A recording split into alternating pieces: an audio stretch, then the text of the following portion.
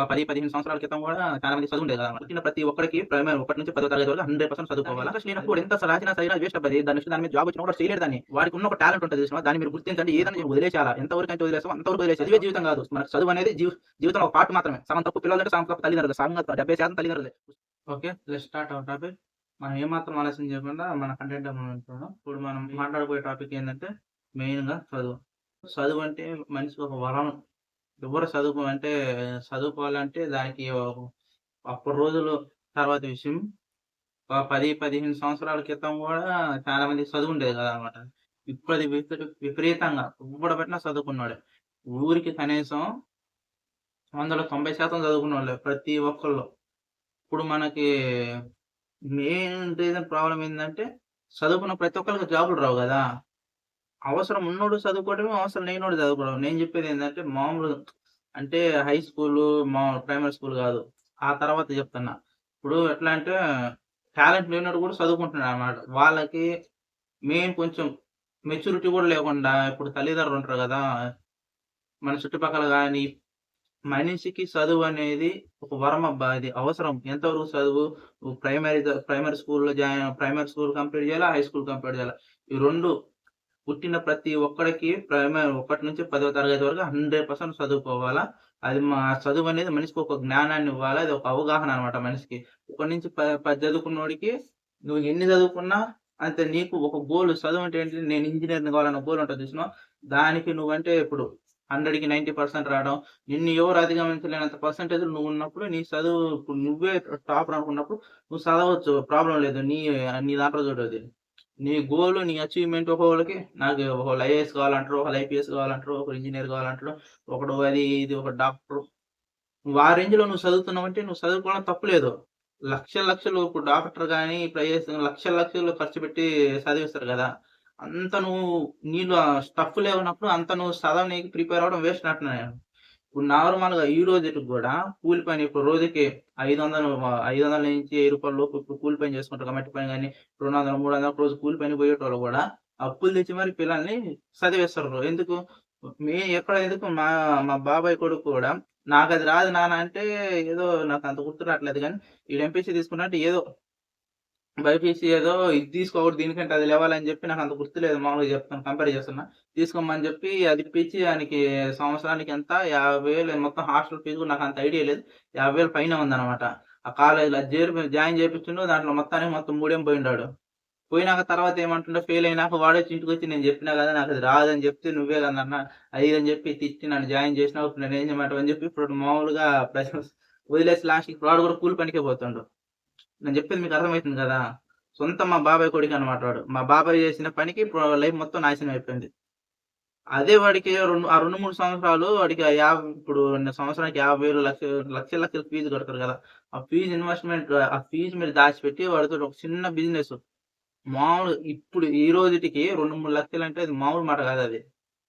ఏదన్నా ఒక చిన్న బిజినెస్ స్టార్ట్ చేయాలన్నా 1,00,000, 2,00,000 బిజినెస్ ఏదన్నా గాని వాడికి ఒక టాలెంట్ ఉంటది. దాంట్లో ఏదన్నా చేరిపియొచ్చు. నాకు రాదన్నా గూడా నన్ను కొట్టి, తిట్టి, రుద్ది 10థ్ అయిపోయినా గాని ఇప్పుడు చాలా వరకు మనం కంపేర్ చేస్తుంటాం. చదువు రానోడిని గూడా తల్లిదండ్రులు ఏం చేస్తారు చదువుకోవాలా, చదువుకుంటే నువ్వు వరము అది చదువులోనే ఉంటది. నువ్వు చదువుకుంటే జాబ్స్ వస్తాయి. నీకు అది వస్తది, ఇది వస్తది. ఈళ్ళో స్టఫ్ లేనప్పుడు నువ్వు ఎంత చేసినా ఏం లాభం? పుట్టుకతోటి ప్రతి మనిషికి ఒక టాలెంట్ ఉంటది. ఆ టాలెంట్ అనేది మనం గుర్తించాల. నేను తల్లిదండ్రులకే చెప్తున్నా మెయిన్‌గా. ఆ టాలెంట్ అనేది మనం గుర్తించాల. దాన్నే మనం వాడికి ప్రోత్సహించాలి గానీ, నువ్విదే జేయాలా, ఇది జేస్తే నీకు లైఫ్ ఉందని జెప్పి లక్షలు, లక్షలు అప్పు తెచ్చి మరి వడ్డీలు తెచ్చి మరి లక్షలు, లక్షలు పెట్టి చదివిచ్చి లాస్ట్‌కి వాళ్ళు ఫెయిల్ అవ్వడం గానీ, వాళ్ళు పాస్ అయినా అంతంత మాత్రం పాస్ అయినా గూడా వాళ్ళకి ఆ జాబ్స్ రావు. తర్వాత సంగతి తర్వాత ఇంకా ఈడింత చదువుతున్నట్టు ఈడికంటే ఇంకా మంచిగా చదివేవాళ్ళుంటరు. ఈడు గోల్ ఉన్నప్పుడు మనం చదివడంలో తప్పు లేదు. వాడే నాకు రాదు, చేత కాదన్నప్పుడు మనం రుద్ది తల్లిదండ్రులు వాడికి అట్ట చేసి, ఇట చేసి లాస్ట్‌కి వాడి జీవితాన్ని సంకనాకిచ్చేస్తారు. దానికి ఎగ్జాంపుల్ మా బాబాయే ఉండు. మా బా వాడిని వాడిని అట్నే చేసిండనమాట. వాడు దేని పాపము వాడు లాస్ట్ కూలి పని చేసుకుంటుండు. అదయిపోయినాక మళ్ళీ వాడిని ఇష్టం వచ్చింది తీసుకోరని చెప్పి వాడు సగం పోయింది కదా లైఫ్‌లో అది. మళ్ళీ స్టార్టింగ్ నుంచి మళ్ళీ చదువుతాండు. ఒక సంవత్సరం పని చేసిండు. మళ్ళా ఆటోమేటిక్‌గా మళ్ళీ వచ్చి మళ్ళీ చదువుకుంటుండు.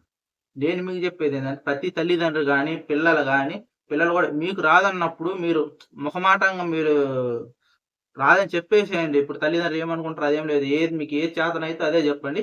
ఈళ్ళు చెప్పినప్పుడు గూడా ఈడు 100% ఈడు తప్పు లేకుండా ఈడు వాళ్ళ నాన్నకి చెప్పిండు. వాళ్ళ నాన్న ఇనిపించుకోకుండా చుట్టుపక్కలోళ్ళ మాటిని అది ఇది అని జెప్పి జాయిన్ జేపిచ్చిండు.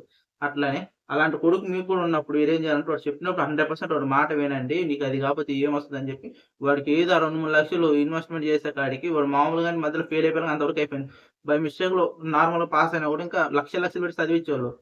వాడికి దాని మీద ఇంట్రెస్ట్ లేనప్పుడు వాడు ఎంత రాసినా సరినా అది వేస్ట్ అబ్బది. దాని నెక్స్ట్ దాని మీద జాబ్ వచ్చినా కూడా వాడు చేయలేడు దాన్ని. వాడు ఏదో కవర్ చేస్తుంటాడు గానీ, తర్వాత వాడికి చేతగాక జీవితం మొత్తం నరకం అనుభవిస్తుంటాడు. చదవలేక ఏది లాస్ట్‌కి ఏం చేయలేక ఏమైద్ది ఇప్పుడు నువ్వు ఉన్నన్ని రోజులు నీ కొడుకుని నువ్వు బాగా చూసుకుంటావు. కొడుకో, కూతురో ఎవరో గాని. నువ్వు బాగా చూసుకో. నువ్వు పోయినాక నిన్నెవడు చూస్తాడు చెప్పు. వాడు కూలి పని చేయలేడు, అట్ట చదువు అది చేయలేడు, ఇది చేయలేడు. దేనికి పనికి రాకుండా తల్లిదండ్రులు మొత్తం మన జీవితాన్ని సర్వనాశనం చేసేస్తారు. ఇంకొకటి ఆలోచించాలి ఏందంటే, మన పిల్లోడు అంతంత మాత్రం చదువుతుంది. అంటే పక్కనోళ్ళు ఇంకెంత బాగా చదువుతుంటరు. ఒక్కడే కాదు, వేల మంది చదువుకుంటారు కదా! ప్రతి సంవత్సరానికి 100 మంది స్టూడెంట్స్ వచ్చారట బయట నుంచి చదువుకొని. ఎగ్జాంపుల్ 100 అంటున్నా. వాటల్లా జాబ్‌లొచ్చేయి మహా అంటే ఒక 10, 15 మందికొస్తాయి అంతే. మొత్తానికి 100 మందికేం జాబులు రావు.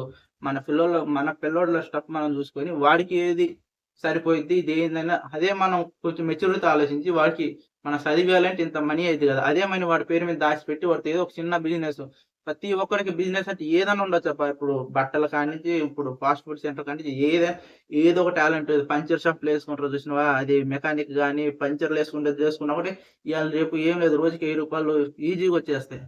వాడికున్న ఒక టాలెంట్ ఉంటది చూసినవా? దాన్ని మీరు గుర్తించండి. ఏదన్నా జెప్పండి. కూరగాయల షాప్ గాని ఏది పెట్టుకున్నా హ్యాపీగా ఉంటాడు. రోజుకి రూ. 2000 ఈజీగా వచ్చేస్తాయి ఏది చేసుకున్నా గూడా. అలాంటి ఒక చిన్న అంటారు చిన్న బిజినెస్ పెట్టించినా గూడా వాడు లైఫ్ మొత్తం హ్యాపీగా లీడ్ చేస్తాడు. లక్షలు లక్షలు ఆడికి పెట్టి వాడికి రాని చదువుని రుద్ది చేపిచ్చడం అది వేస్ట్. వాడు ఎంతవరకు చదివియాలా? కొట్టి మరీ తల్లిదండ్రులు మన ఇండియాలో ఉన్న మెయిన్ కల్చర్ అది ఇస్తారు. కొట్టి వరకు నువ్వు చదివిచ్చినావనుకో 1-10వ తరగతి వరకు నువ్వు వాడిని చదివి అంతే. ఆ తర్వాత వాడికి ఇష్టం లేదన్నప్పుడు నువ్వు వదిలేసేయాల. ఎంతవరకైతే వదిలేస్తావో అంతవరకు వదిలేసేయి. తర్వాత నీకేం గావాలి నేను వదిలేసాను మొత్తం పిల్లని గాలికి గాదు. ఆ చదువు నుంచి వాడిని పూర్తిగా వదిలేసి నీకేం గావాలా? నువ్వేం చేస్తున్నావు అని చెప్పి వాడికొక మెచ్యూరిటీ వచ్చినాక మన పక్కనుండి వాడితోటి చేపిస్తా ఉండి తర్వాత వాడికి ఆ బిజినెస్ ఇచ్చేసినామనుకో వాడు హ్యాపీగా దాన్ని లీడ్ చేసుకుంటా ఉంటాడు. చదువు కన్నా గూడా ముఖ్యం పిల్లల భవిష్యత్తు మనకి. దాన్ని మనం 100% నిర్వర్తించాల. చదివే జీవితం గాదు. మనకు చదువనేది జీవితంలో ఒక పార్ట్ మాత్రమే. అర్థమైంది గదా! మనకి చదువు అనేది జీవితంలో ఒక పార్టే. చదువే జీవితం గాకూడదు. దాన్ని మనం ఎంతవరకు అర్థం చేసుకుంటే అంతవరకు పూర్తిగా మన పిల్లలకి రుద్దకుండా వాళ్ళు 1-10 వరకు చదవటం గొప్ప. వాడికి చదివి రానప్పటికి ఒక అవగాహనొస్తది. ఇప్పుడు ఇంగ్లీష్ నార్మల్ ఇంగ్లీష్ గాని, ఇప్పుడు తెలుగు గాని మన స్టేట్‌లో బతికేంత అవగాహన వాడికుంటది. ఇక్కడ మనకి పాత ఒక సామెత చూసినావా? బావిలో కప్ప కంట అదే సముద్రం అనుకుంటదంట అది. దీన్ ఇంతకంటే గొప్ప ప్రపంచమే లేదని ఆ బావిలోనే దిగుద్దంట. ఆ బావిలో సముద్రంలాగా ఉన్నా చాలు మన పిల్లలు. ప్రపంచం మొత్తం తిరిగి రావాల్సిన అవసరం లేదు. వాడికి తెలుగొస్తే చాలు. వాడు మన తెలుగు స్టేట్స్‌లో ఇక్కడ ఆంధ్ర, తెలంగాణ ఇక్కడ బతికినా చాలు వాడు. ఏం ప్రపంచాలు తిరగాల్సిన అవసరం లేదు. వాడు ఉన్నంత వరకు వాడు ఉన్న కాడనే వాడు హ్యాపీగా లీడ్ అయితే మనకంతే చాలు. అర్థమైందా? వాడు బతికిన రోజులు హ్యాపీగా. అదేదో చిన్న బిజినెస్ గాని రోజుకి 1000-2000 రాని, 500-1000 రాని, ఎంతైనా రాని వాడి కష్టానికి తగ్గ వాడి ఫలితానికి తగ్గ అంటారు చూసినావా? వాడు చేయాలనుకో టాలెంట్ తగ్గ పని చేసేటప్పుడు వాడు హ్యాపీగా లీడ్ అయితాడు. వాడు హ్యాపీగా దాన్ని వచ్చే డబ్బును కూడా ఎలా యూజ్ చేసుకోవాలో వాడికి తెలిసిపోతుంటది. మనం అట్లా వాళ్ళకి సహాయం చేయాలి గానీ, చదువనేది వాళ్ళకి రుద్ది పిల్లల్ని మనం వేస్ట్‌గా చేసి సోమరిపోతులను చేయొద్దు.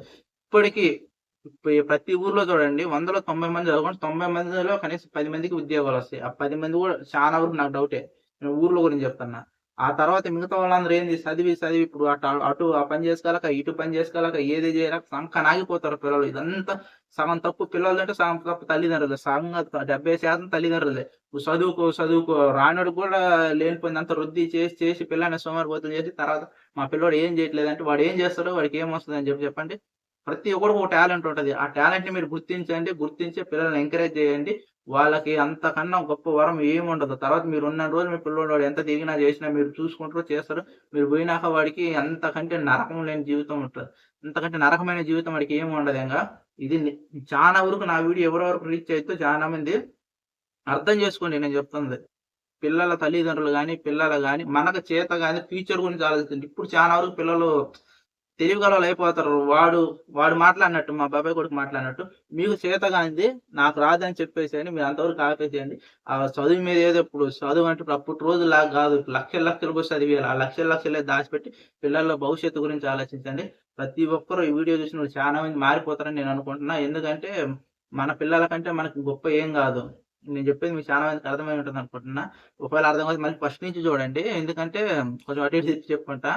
మెయిన్‌గా నేను చెప్పిందేందంటే చదువనేది పిల్లల మీద రుద్దకూడదబ్బా! అంతే. వాళ్ళకి అవసరమైందే మనం ఇవ్వాలా. లక్షలు, లక్షలు ఖర్చు పెట్టి మనతో వేస్ట్ చేసే కాడికి ఆ డబ్బులేదో దాచిపెట్టి, వాళ్ళ ఫ్యూచర్ కోసం మనం వాళ్ళకేదైతే చేతనైతే ఆ బిజినెస్ గాని, ఏదన్నా గాని వాళ్ళకి అవసరమైంది మనం చేపిద్దాం. మన పిల్లలతోటి. సరేనా? ఓకే. ఈరోజు ఈ వీడియోకింతే. మనం ఇంకా చెప్పుకుంటూ పోతే చానా ఉంది. వీడియో లెంత్ వచ్చేస్తుంది. మనకంత లెంత్ 10 నిమిషాల లోపు ఉండాలి వీడియో. ఎందుకంటే ఎక్కువ చేసినా కూడా చూడట్లేదు. మన పాత వీడియోలున్నాయి చానా లెంత్ వీడియోలు. ఎవరు అంటే రీచ్ వస్తుంది గానీ ఇంతే వాచ్ టైమ్ ఎక్కువ రాట్లేదు. అందుకని మినిమమ్ తక్కువ అవర్స్‌లో వచ్చేటట్టే చూస్తున్నా వీడియో. ఎంతమందికి మినిమమ్ వీడియో ఎంతమందికి షేర్ అయిందో అందరూ మీరు చూసిన ప్రతి ఒక్కళ్ళు షేర్ చేయండి. ఇది చాలా ఇంపార్టెంట్ వీడియో అనమాట. ప్రతి ఒక్కళ్ళు తెలుసుకోవాలా. చదివే మనిషికి జీవితం గాదు. జీవితంలో ఒక భాగం మాత్రమే చదువు. అది అర్థం చేసుకున్న ప్రతి పిల్లోడి జీవితం బాగానే ఉంటది. ముందుగా మెయిన్ తల్లిదండ్రులు 70% తల్లిదండ్రులు మారితేనే పిల్లలు మారిపోతారు. వాళ్ళ టాలెంట్‌కి తగ్గ చదువు మనం ఇవ్వాలా. చదువంటే చదువుకోవడమే గాదు. వాళ్ళ బాధ్యత గాని, ఒక బిజినెస్ గాని ఏదైనా గాని వాళ్ళ టాలెంట్ తగ్గది మనమే అర్థం చేసుకోవాలి. తల్లిదండ్రులు మనం అర్థం చేసుకోకపోతే ఇంకెవరు అర్థం చేసుకుంటారు చెప్పండి? మనమే అర్థం చేసుకొని వాళ్ళకి ఏది అవసరమో అది దాన్ని మనం 100% మనం నుంచి పూర్తి సహకారం వాళ్ళకి అందిద్దాం. ఓకే. బాయ్.